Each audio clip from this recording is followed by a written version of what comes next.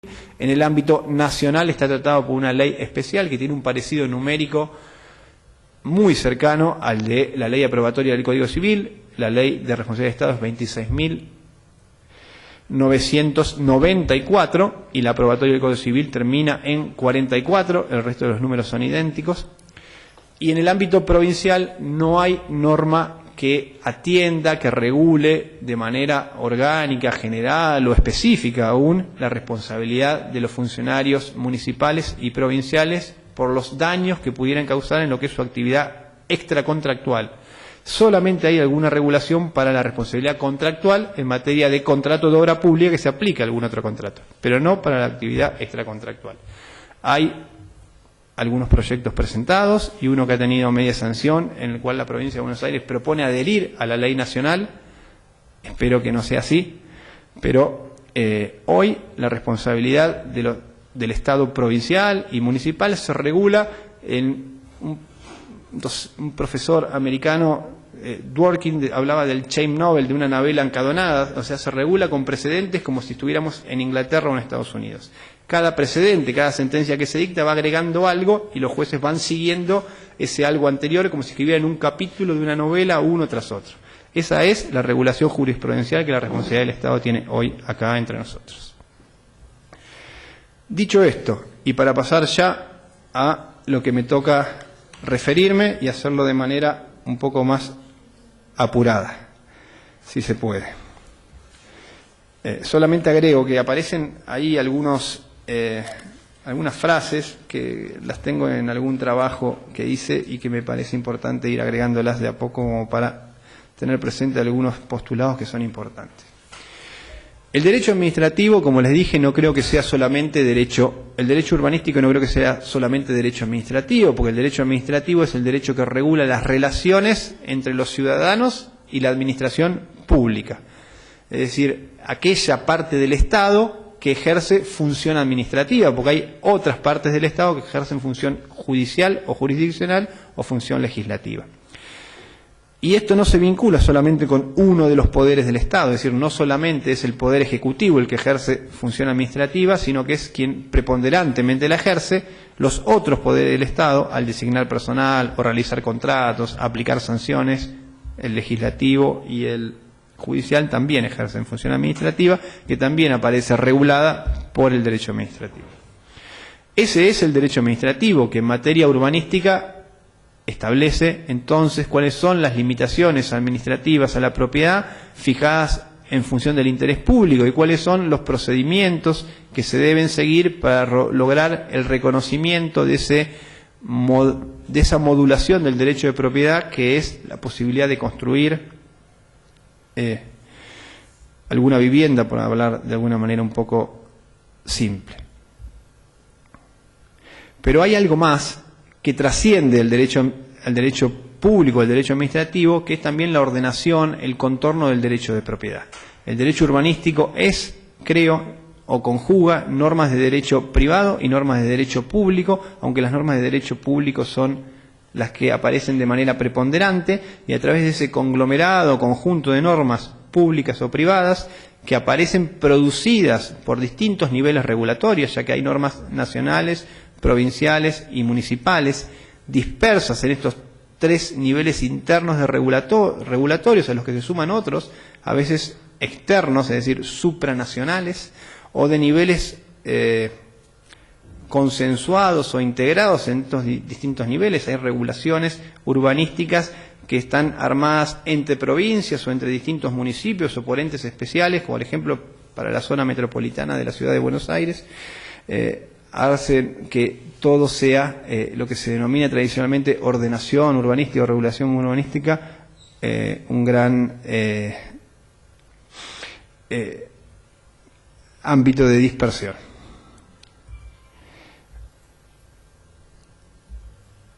A ver.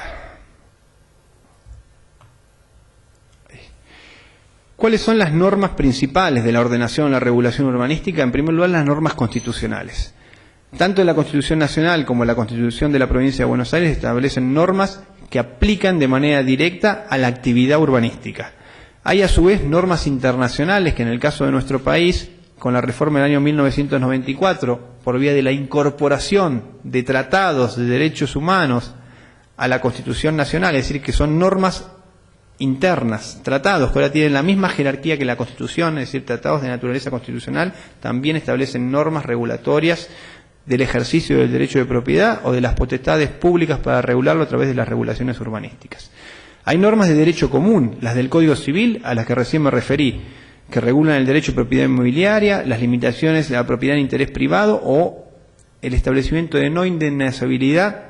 de la pérdida de ventajas que establece el actual artículo 2620 del Código Civil.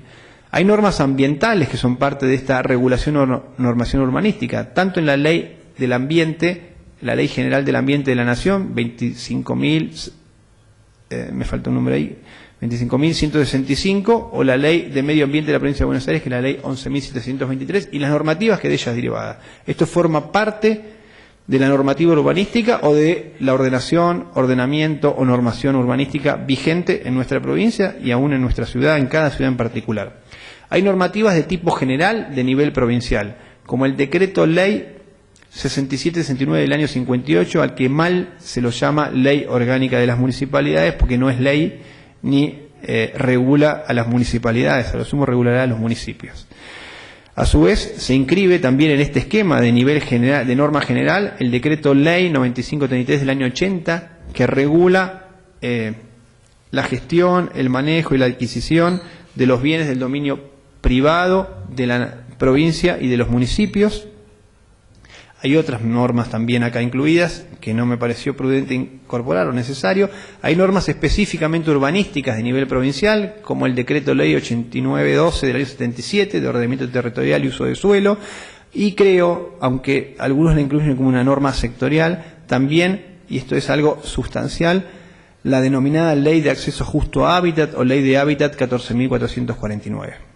Hay normas sectoriales, es decir, normas que regulan determinada actividad o determinada porción del territorio que tiene una influencia directa en materia de derecho urbanístico y ordenación urbanística. Ahí menciono algunas y no son todas. La Ley 10.606, que es la Ley de Farmacias, vigente en la provincia de Buenos Aires, que entre otras cosas establece restricciones de distancia entre las farmacias, una a 300 metros de otra, que no se la aplica demasiado en algunos lugares, pero que ha dado lugar a planteos judiciales importantes y un pronunciamiento sustancial de la Corte de la provincia de Buenos Aires hace un par de años, en un caso que no lo noté acá, pero que es bastante difícil de mencionar, que es de Yebaré de Schirer. La Ley 11.459 de Radicación Industrial, que ya es un poco más conocida. La Ley 12.573 de Grandes Superficies Comerciales y Cadenas de Distribución, que aparece modulada, atemperada o expandida en algunos lugares, como ocurre en Mar del Plata, a través de ordenanzas municipales, en el caso marplatense, a través de la ordenanza 18.788, que es una ley, una ordenanza que no me mueve mucho cariño, de la que luego, al tratar este capítulo, me voy a referir. Y también la Ley 13.744 de agrupamientos industriales o de parques industriales en la provincia de Buenos Aires, una ley sectorial que regula aspectos urbanísticos sustanciales de los parques industriales o de los distintos tipos de agrupamientos industriales, de los cuales los parques privados o los parques industriales públicos son solamente uno de esos tipos, ya que hay otros que se adaptan en general con poca flexibilidad de parte de la autoridad regulatoria provincial, o deberían adaptarse a la idiosincrasia propia de cada uno de los partidos o los distintos modelos de gestión industrial, y que, por ejemplo, no tienen herramientas disponibles, asequibles, cercanas, algunos modelos novedosos, como está ocurriendo con el desarrollo importante de un proyecto sustancial en Mar del Plata de realizar un parque informático para industrias de software, que no requieren ser cerrado, no requiere dimensiones como las que prevé la reglamentación de la ley que se aplica, que es la reglamentación vieja, porque esta ley no tiene reglamentación, de 3,5 hectáreas, no requiere un montón de requerimientos y sin embargo las autoridades regulatorias provinciales no se adaptan a los tiempos que corren y permanecen aplicando impávidos una regulación pensada para un mundo totalmente diferente del actual. Hay a su vez, no aparecen mencionadas acá, normas de preservación. la ley 12.606 nacional, reformada por la ley 23.106, y normas provinciales vinculadas también con la preservación arquitectónica o patrimonial, o las ordenanzas municipales que establecen códigos o normas protectorias de determinadas áreas, zonas o inmuebles por distintas razones, que pueden ser históricas, culturales, de tipología edilicia o de ubicación en determinadas zonas, que es un concepto que no obstante no ha permeado demasiado nuestra cultura preservacionista, la de tutelar por zonas y no únicamente por inmuebles individuales. Hay normas municipales de desarrollo y de implementación, que son los preponderantes planes urbanísticos, los códigos de ordenamiento, planeamiento, los códigos de edificación y otras normas que derivan de todo lo anterior, y hay a su vez una serie de principios. Los principios tienen valor, no valor regulatorio, sino valor de ordenamiento, de guía, de dirección, de completar a veces lagunas o ámbitos que no parecen suficientemente tratados, donde hay dudas para los operadores jurídicos, que también completan el marco general de la ordenación urbanística. Bueno, esto pasa. ¿Cuáles son esos principios? En primer lugar, hay algunos principios que son propios de la ordenación y de la actividad urbanística. Los menciono rápido y solamente me voy a referir a uno o tal vez a dos de ellos. El principio es el de legalidad urbanística, es decir, las restricciones administrativas impuestas, las normas de derecho administrativo, de derecho local, que impongan limitaciones al derecho de propiedad, tienen que ser normas jurídicas válidas. Tienen que ser normas jurídicas que posible obligar a alguien. No puede la administración pública establecer limitaciones si no hay una norma que le sirva como respaldo, porque actuar y recurrir a hechos, acudir a hechos sin norma previa, dictada de forma válida, de acuerdo con los procedimientos previstos constitucional o legalmente, que sea emanada de la autoridad competente para regular esa conducta o para autorizar el ejercicio de esa potestad, implicaría incurrir en lo que se denomina vía de hecho, que es un exabrupto totalmente ilegítimo de comportamiento administrativo. El segundo es el principio de razonabilidad. Las limitaciones o las restricciones tienen que ser razonables, compatibles, proporcionales a los fines que se tienen que tratar de tutelar y no tienen que ser por demás agresivas. En tercer lugar, la ejecutoriedad implica que la administración pública puede poner estas limitaciones por sí misma en ejecución. Y luego me voy a referir a estas dos cuestiones por lo que después me va a decir. Hay algunos principios que tienen un poco más de modernidad y que a veces provienen porque el derecho urbanístico, el urbanismo, se ha mezclado sustancialmente con el derecho ambiental o con algunos principios o valores de lo que algunos denominan urbanismo social o que otros llaman principios de solidaridad social o cohesión social, o los franceses y algunos alemanes sin mucha vuelta lo llaman directamente mezcla social. Estos son el principio de igualdad, el tradicional principio de igualdad establecido en el artículo 16 de la Constitución Nacional, que modernamente se le denomina isonomía, es decir, la igualdad de los iguales entre los ciudadanos civiles de las ciudades griegas, que implica la necesidad de aplicar instrumentos que sirvan para el reparto equitativo de las cargas y beneficios impuestas por la actividad urbanística, es decir, implica, entre otras cosas, la captación de plusvalías o la toma de valorizaciones producidas por actividades o por obras o por normas dictadas por la administración pública que den beneficio o transfieran valor, a veces casi de la nada. Y luego ya los cuatro principios sustanciales: el derecho a la ciudad y a la vivienda digna o al hábitat adecuado, esto debería ser completado de esa manera, la función social de la propiedad, la gestión democrática de la sociedad y el principio de cohesión social o mezcla social que según creo, salvo alguna formulación dogmática y casi teórica en la ley de hábitat de la provincia de Buenos Aires, no tiene aplicación práctica entre nosotros, al menos. En otras jurisdicciones, en otros países, pero en estos tiempos ha servido para disminuir de manera ingente problemas de seguridad. Me tocó estar estudiando en alguno de esos lugares cuando entre 2007 y 2009 en Francia, en España, en Escocia y en Inglaterra aparecían los jóvenes, no me acuerdo el nombre, los que aparecen más lejos, los que no tienen trabajo, los desechados de la sociedad quemando autos en el medio de París, y medidas pequeñísimas de generar vivienda asequible y alguna medida de cohesión social, abrir algunos barrios, modificar algunas tramas urbanas, generar oportunidades dentro de la ciudad para hacer palpable el derecho a la ciudad, permitieron disminuir esos problemas de seguridad que afectaban a otros. vistos al menos de una manera que no es total como problemas de seguridad. Pero hay también, desde hace unos años, en materia urbanística, en materia de ordenación urbanística, principios que provienen del derecho ambiental. El principal, me parece a mí, que es el más importante por las modulaciones y los efectos y desarrollos que de él surgen, es el de desarrollo sostenible, que algunos llaman con una palabra que no me agrada demasiado y que no la encontré, al menos en el diccionario de la Real Academia Española, sustentable.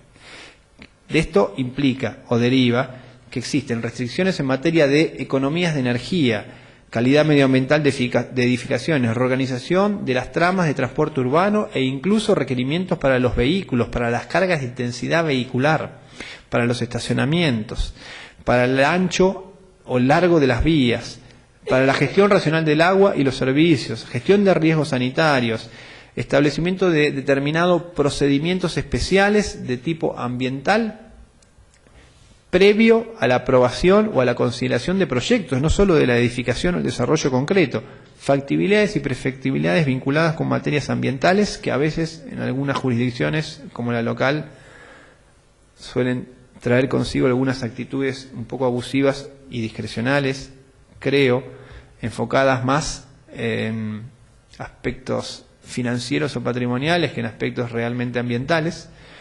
que es uno de los problemas que traen los asuntos ambientales, son parte o son derivaciones razonables del derecho al desarrollo sostenible. Luego los tradicionales principios preventivo, precautorio, el de progresividad, del que sí quisiera decir alguna palabra, el de recomposición o reparación de los daños ambientales, que también implica la mitigación de la afectación que se produzca, y el de participación, información y amplia legitimación, que aparece hoy en nuestra legislación provincial, claramente establecido en la Ley 14.449 de acceso justo al hábitat o de hábitat. Con relación al principio de progresividad, solo quiero mencionar una pequeña cuestión que se vincula con el ordenamiento territorial, urbano, periurbano y rural, que son dos fallos dictados, dos resoluciones cautelares, una aclaratoria y ampliatoria de la otra, dictadas por la Suprema Corte de Justicia de la Nación de la Provincia de Buenos Aires el año pasado en una causa vinculada con el uso de agroquímicos acá en Mar del Plata o en la zona del Partido General Pueyrredón, que es la causa Picorelli y otros. Hay una primera resolución cautelar en el cual me ha tocado intervenir por alguien que aún no se presentó en esa causa, pero voy a decir algo que no comprometa esa actuación y que trate de no quitar objetividad a lo que pueda decir. Es en la causa Picorelli, en la resolución del 24 de septiembre del año 2014, la Corte, aplicando el principio de progresividad, dictó una resolución porque no entendía cómo, en ausencia de explicaciones adecuadas,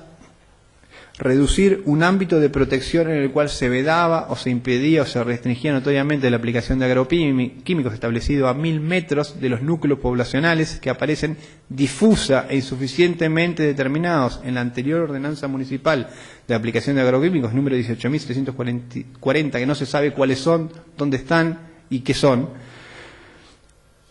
Se reduce ese ámbito o ese umbral de protección a 100 metros en algunos casos y a menos en otros, y entiende que eso es contrario al principio de progresividad que se aplica en materia ambiental, pero también en materia urbanística, en lo que refiere al ordenamiento rural o a los contornos del área urbana. Hay una ampliación posterior dictada el 23 de diciembre de ese año en el que se hace exclusiva mención a ese punto y se le da carácter expansivo, es decir, colectivo a esa resolución, de la mano de la no explicación razonable, plausible por parte de las autoridades municipales de cómo ese principio de progresividad, que bastaría acompañar a algunas explicaciones técnicas, que entiendo las hay, para mostrar que lo progresivo no es aplicar agroquímicos bien lejos, sino aplicarlos bien cerca. Pero es una aplicación concreta que se relaciona con la ausencia o la falta de planificación y de ordenamiento de esos contornos de la ciudad que serán en el área que se denomina periurbana, o en esta cantidad inusitada e indeterminada de la normativa municipal de cuáles son los núcleos poblacionales en los cuales se establecen los ámbitos de restricción. Ahora bien, Rápido repaso. ¿Cuáles son las bases constitucionales del ordenamiento urbanístico vigente en la provincia de Buenos Aires? Ahí aparecen mencionada una serie de principios listada, o normas, preceptos o mandatos, de los cuales solamente voy a mencionar 3 o 4. El primero es el primero, el tipo de organización federal que tenemos en nuestro país, que implica que haya diferentes jurisdicciones con competencias o atribuciones para dictar regulaciones en materia urbanística. El Estado nacional puede dictar algunas regulaciones, tal vez la ley de presupuestos mínimos en materia ambiental 25.156 establece alguna regulación que tiene una directa aplicación en materia urbanística, y a su vez, ya lo dije, es preponderante la regulación dictada por las provincias y por la nación. Las provincias preexistentes a la nación se han reservado una serie de poderes que son los de ordenación urbanística y solamente han delegado al Estado Nacional, a través del artículo 41 de la Constitución Nacional, la posibilidad de establecer presupuestos o umbrales mínimos de protección en materia ambiental o regular, modular el ejercicio del derecho de propiedad inmobiliaria a través del Código Civil en la cláusula denominada de los códigos del artículo 75, inciso 12 de la Constitución Nacional. Se vincula con esto el principio de jerarquía normativa del artículo 31 de la Constitución Nacional, la cláusula ambiental del artículo 41, a la que luego me voy a referir, emparentada con una textura diferente en su letra con el artículo 28 en la Constitución de la Provincia de Buenos Aires. Acá quisiera hacer un repaso un poco más rápido de estas situaciones para no por ahí perder demasiado tiempo con cuestiones que son generales, porque normas constitucionales tenemos para todo, y si nos guiáramos por estos mandatos expresos de la Constitución nacional y provinciales, parecería que estamos bárbaros en materia urbanística, de vivienda y de cohesión social, por ejemplo.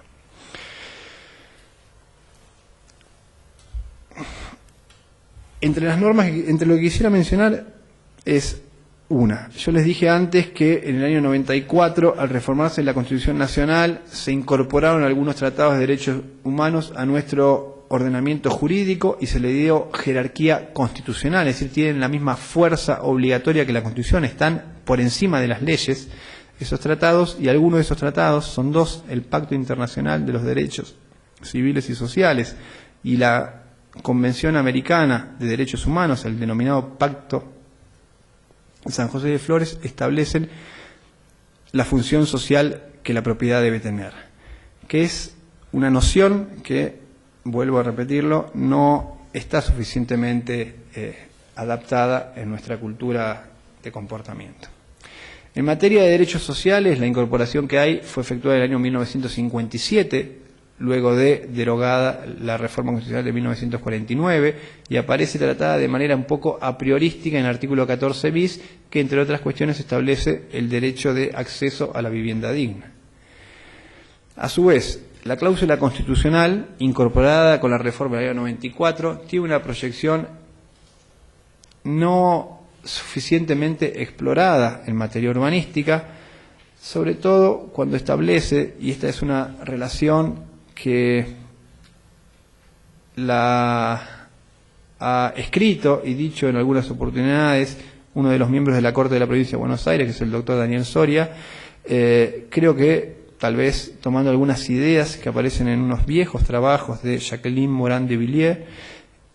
sobre la impronta, la llegada, la entronización de los principios del derecho ambiental en lo que es la ordenación y la actividad urbanística,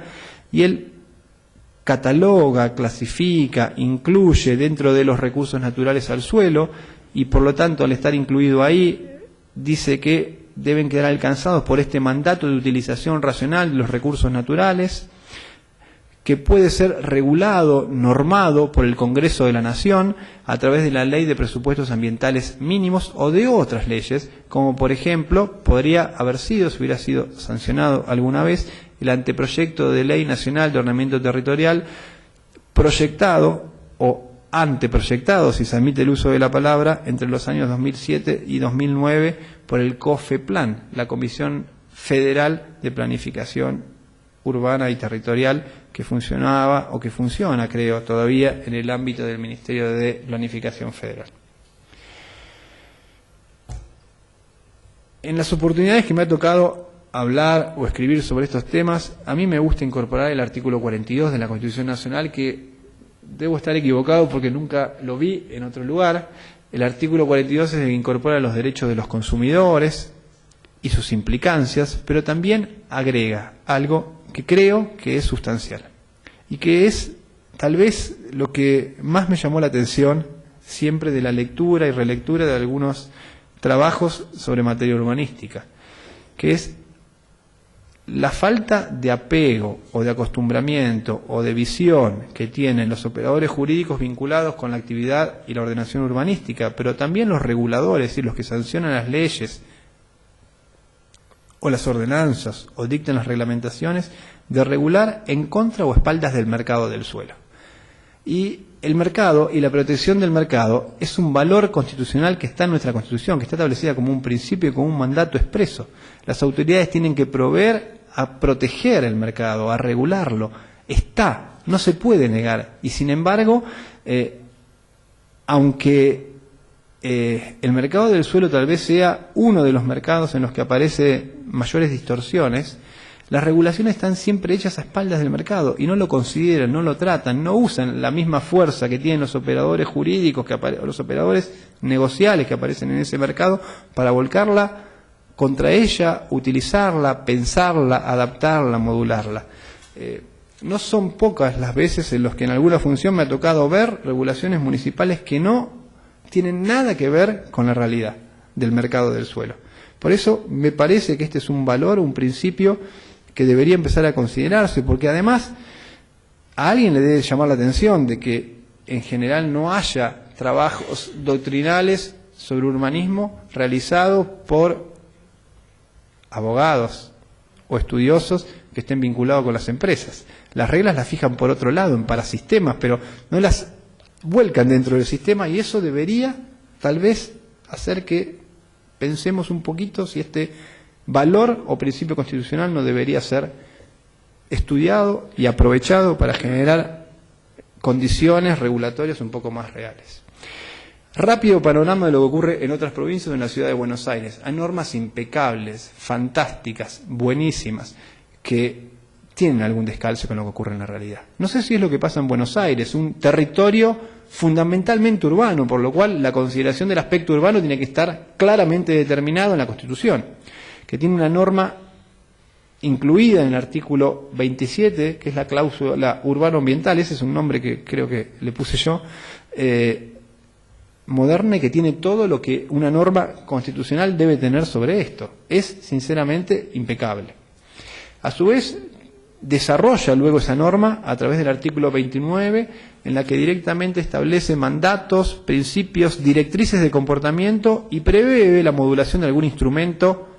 de ordenamiento y de gestión, y en los artículos 30 y 31 en lo que trata sobre los aspectos sustanciales concernidos en la actividad urbanística y sobre el derecho al hábitat y a la vivienda digna.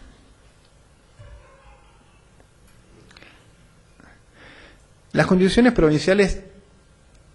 traen sorpresas consigo, y las sorpresas podrían ser gratas si todo fuera como las constituciones dicen que debería ser. El artículo 74 de la Constitución de Río Negro, aprobada en el año 1988, clasifica la utilización, la gestión general del suelo dentro de funciones sociales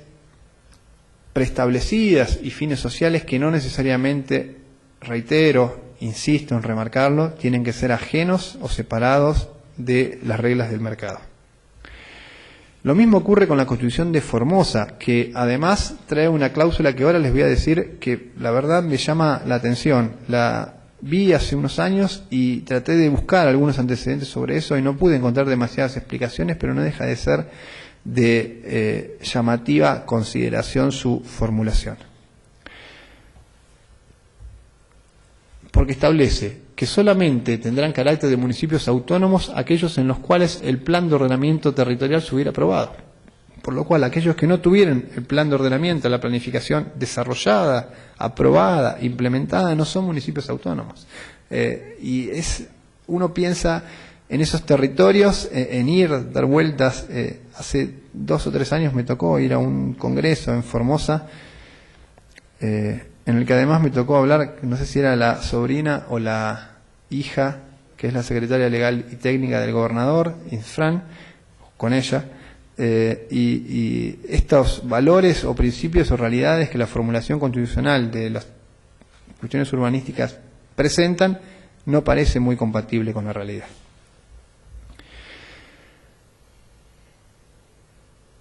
Bueno,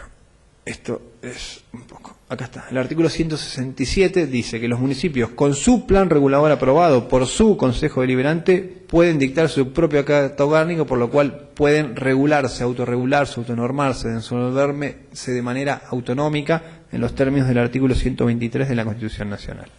Esta es una pequeñísima reflexión de lo que hasta ahora les he repetido más de una vez. Me parece que pese a la existencia de normas, principios, valores en las constituciones muy auspiciosos, la realidad desmiente la eficacia y la funcionalidad de esas previsiones normativas. Porque los problemas, como siempre, o como todo, que tenemos, no están en las formulaciones teóricas, en los libros o en las formulaciones, en los preceptos legales, en las normas, están en las prácticas y en la cultura. Las normas a veces cambian paradigmas, pero las culturas y las prácticas no se modifican. Ahora bien, esta es una idea tomada, claramente tomada,